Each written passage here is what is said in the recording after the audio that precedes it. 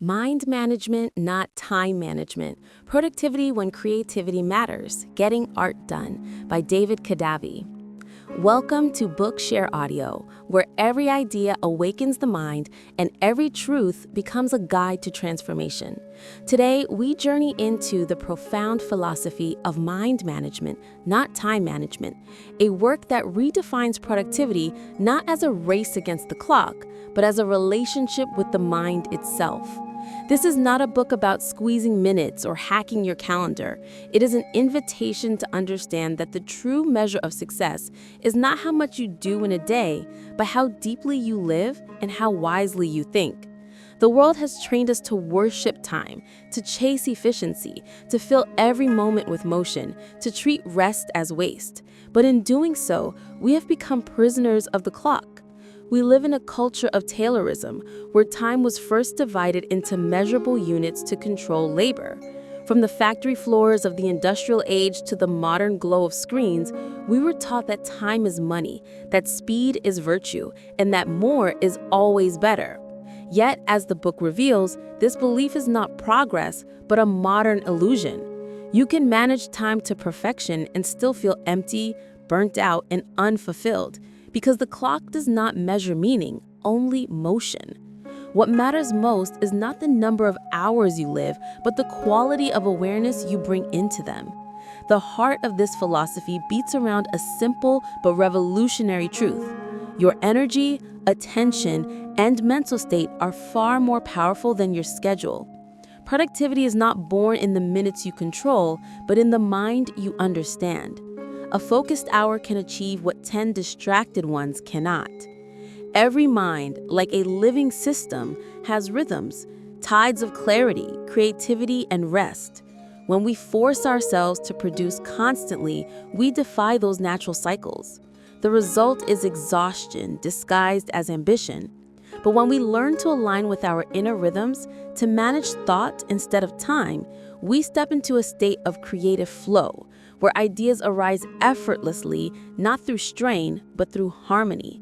The mind, like soil, yields its richest fruit only when it is not overworked. The author shows that true creation does not come from forcing yourself to think harder, but from creating the right conditions for thought to bloom. A sculptor, Konstantin Brancusi, once said, "Things are not difficult to make. What is difficult is putting ourselves in the state of mind to make them." This state of mind, calm, open, and alert, is the foundation of mind management. To manage your mind is to respect its cycles of divergence and convergence, to know when to explore widely and when to refine deeply. It is to recognize that not all hours are equal, that the morning fog may invite reflection, while the late afternoon demands execution. It is to build your life around your mental energy, not your calendar blocks. The modern worker tries to maximize every minute, but the creator seeks the moments that matter. Mind management teaches that the goal is not to do more, but to do what matters most when your mind is ready for it. The difference between a masterpiece and mediocrity is not effort, but alignment. You cannot force insight, but you can prepare for it by resting, by stepping back, by letting your subconscious make connections that conscious thought cannot. This book shows that the obsession with time management comes from a false assumption that all time is equal and that productivity means constant production. In truth, the quality of what we produce is determined not by how much time we spend, but by the mental energy we bring to it.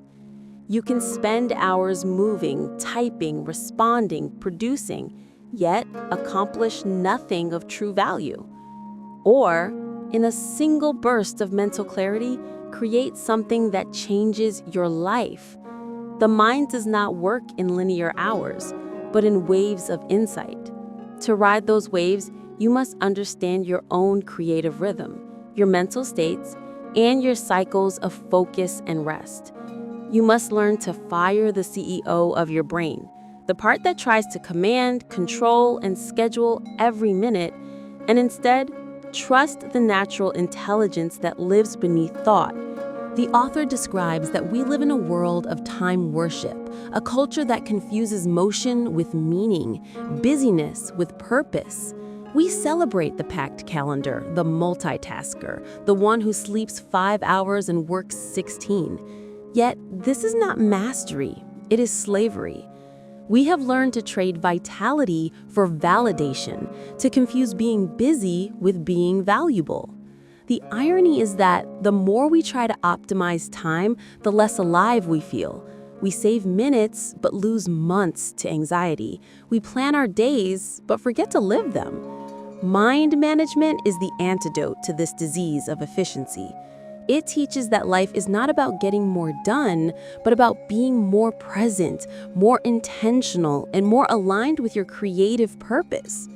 The truly productive person is not the one who works fastest, but the one who knows when to slow down, reflect, and connect deeply with their own mind. The shift from time to mind is also a shift from control to trust. In traditional productivity thinking, control is everything. Control your schedule, your habits, your outcomes. But creativity cannot be controlled. It must be cultivated. You cannot schedule inspiration the way you schedule meetings. You can only prepare the soil, plant the seed, and allow the subconscious to work while you rest. The author calls this embracing creative cycles, learning that rest is not the opposite of work, but part of it. Just as a musician pauses between notes to create rhythm, the mind needs silence to produce meaning. This insight transforms the way we view stillness, not as laziness, but as strategy. When you stop measuring success by time, you rediscover the art of living, of allowing thought to breathe, of letting your best ideas find you when you are not chasing them. Another essential lesson in this philosophy is that creativity thrives not in chaos or in control, but in balance. Divergent and convergent thinking, the two mental movements behind all creation, must dance together. Divergence is exploration. It is the open field where ideas grow wild. Convergence is refinement. It is the pruning of branches until only truth remains. Most people live at one extreme, either endlessly planning and never creating, or endlessly creating and never refining. But mind management invites us to find the sweet spot between the two, to explore without fear, and then to return with discipline. It is the art of knowing when to wander and when to focus, when to think freely and when to finish. In this rhythm, creativity becomes natural, even joyful. Beneath this practice lies a deeper spiritual realization that awareness is the ultimate resource. Time is finite, but attention is infinite when guided by consciousness. Every moment of clear awareness expands your life beyond the clock. When you learn to manage attention, not by forcing it, but by aligning it, you begin to experience flow. Flow is the state where thought and action merge, where hours disappear because the mind is no longer at war with itself. This is the highest form of productivity, not rushing, but dissolving into the work until the work becomes you. It is here that life stops being measured and starts being lived. Mind management also teaches that the path to creative freedom is not paved by complexity, but by simplicity. Systems, habits, and routines are not prisons, but instruments. The author speaks of creating creative systems, structures flexible enough to support the mind's unpredictable nature. These systems protect your energy from decision fatigue and distraction, allowing creativity to flow through a clear channel. When you have systems that capture ideas, prioritize tasks, and respect your energy, your mind is liberated to think, imagine, and create. The goal is not to eliminate structure, but to design it around your natural cycles of focus and recovery. One of the most transformative insights of the book is that doing less can achieve more. not because of laziness, but because of leverage. When you rest, reflect, or slow down, you are not losing time, you are compounding it. The author compares this to saving money. Time saved is time that earns creative interest. Great ideas, like seeds, germinate in the unseen soil of silence. What looks like idleness is often incubation. When you stop filling every moment, your subconscious begins to work for you.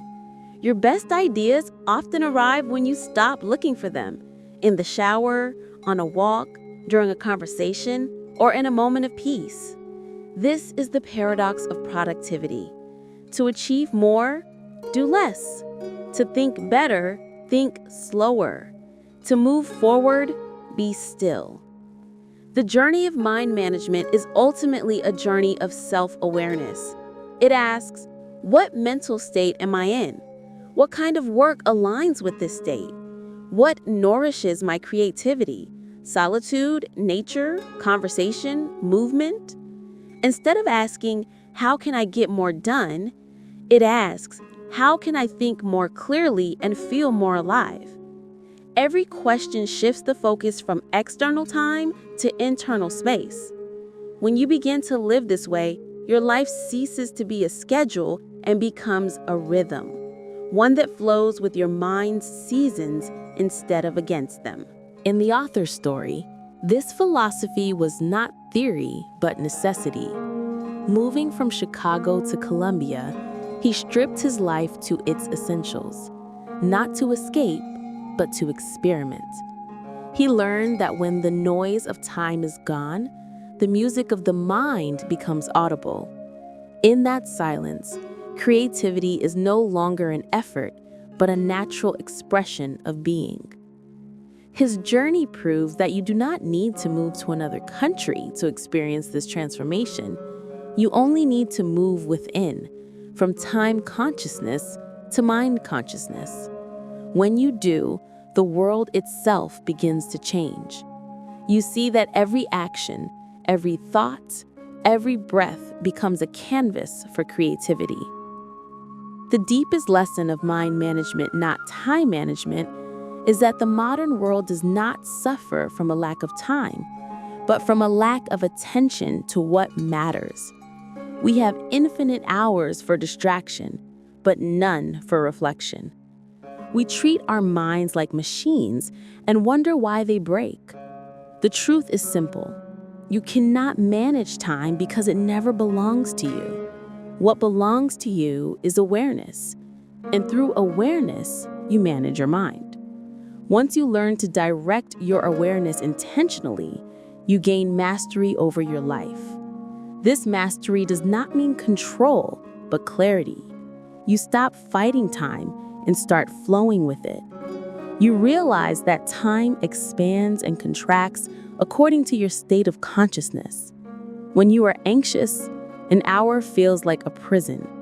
When you are inspired, it feels like a second. Therefore, managing the mind is the truest way to transcend time. The book ends with a vision. A world where schools, workplaces, and societies respect mental states as much as they respect time, where people are valued not for how long they work, but for how deeply they think, where creativity is not squeezed into hours, but nurtured through understanding. The author dreams of a culture where rest is not guilt, but gratitude, where curiosity replaces busyness, and where purpose replaces pressure. This is not utopia. It is the natural direction of human evolution, from managing time to mastering thought, from controlling the clock to cultivating consciousness. Mind management is not just a system of work, it is a philosophy of life. It reminds us that our greatest tool is not technology, but awareness, not schedules, but stillness. It is an invitation to return to ourselves, to reclaim our minds from the noise of urgency and listen to the quiet intelligence within. When you begin to live this way, you stop surviving time and start shaping it. You become both artist and artwork, sculpting not the hours of your day, but the depth of your presence. you realize that a well-managed mind can turn any moment into eternity, and that true productivity is measured not in speed, but in serenity. Thank you for listening to Bookshare Audio. If this reflection inspired you, remember to like, subscribe, and share it with those who strive not just to manage their time, but to master their mind. Tell us in the comments below which book you would love to hear next, because every great change begins with an idea, and every idea begins in the quiet power of the mind. Thank you.